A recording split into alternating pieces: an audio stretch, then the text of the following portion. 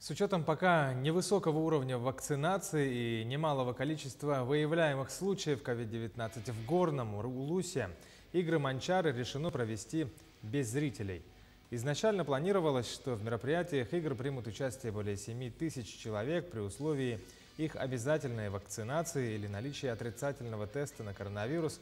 Но на сегодня в районе процент вакцинированных составляет всего 30 при запланированных 70%. Об этом сообщил вице-премьер республики Сергей Мясников. Эта мера вынужденная, она направлена прежде всего на обеспечение жизни и здоровья наших граждан, потому что, во-первых, еще раз подчеркиваю, что ситуация в республике и в частности в Горном районе достаточно нехорошая, но и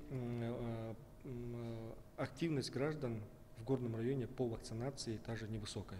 Но тем не менее мы обеспечим достаточно высокий организационный уровень проведения этих игр. Все комиссии, ответственные организаторы, судьи, другие комиссии, которые обеспечивают функционирование всей системы этих игр, они будут работать на местах в эти дни и обеспечивать проведение игр. Во-вторых, мы обеспечим прямую трансляцию игр в эти дни на каналах НВК «Саха».